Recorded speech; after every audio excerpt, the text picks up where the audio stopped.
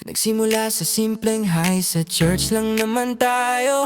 Nagkakilala, parehong may dalang Bible, parehong mukhang hindi handa. Nagkatabi sa upuan, tahimik pero may kakaiba. Sa bawat ngiti mong di sinasadya, Lord, bakit parang siya na yata? Pinapray ko pa ang pangalan mo bago ako matulog sa gabi. Lord, kung siya nabigay mo na, hindi ko alam, may plot twist pa pala sa huli. Ako'y Kristiyanong umasa, sa tingin mong akala ko'y may pag-asa. Pero Lord, ba't ganito? Aray ko, ang sakit mo magduro. Kristiyanong na-in-love, sa ngiting akala ko'y para sa'kin lang. Ngayon ako'y napatanong, Lord, lesson ba to? O wrong send lang? Yeah, ibig lang nag-iba ang kwento. May iba ka palang kausap, yung ingat ka mong akala ko'y special. Copy-paste lang pala sa lahat. Nakikita ko pa kayo sa stories, parehong nakasandi best. Habang ako naka-quiet mode, nagdarasal na lang, trying my best. Pinag-pray pa rin kita kahit masakit. Lord, siya pa rin po kahit di sa'kin.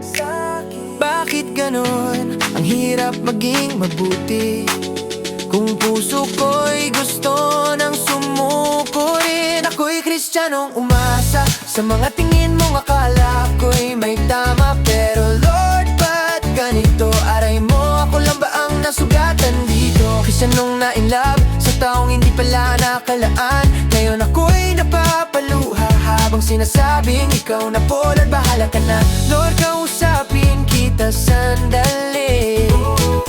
Pagod na ko magpanggap na okay, Alam kong may plano ka lagi, pero pwede bang wag naman ganito kasakit today? Pinapanalangin ko pa rin siya, kahit ako'y naiwan sa wala.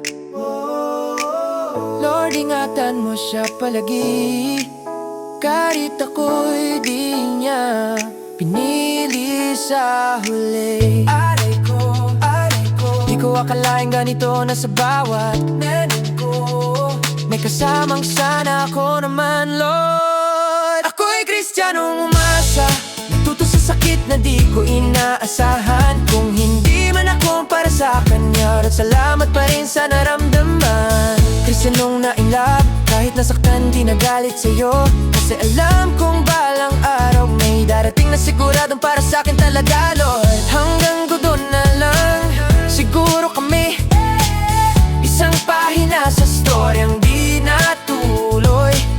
Kristiyanong umasa, pero natuto rin na hindi lahat ng pinagdasal ay para sa'yo.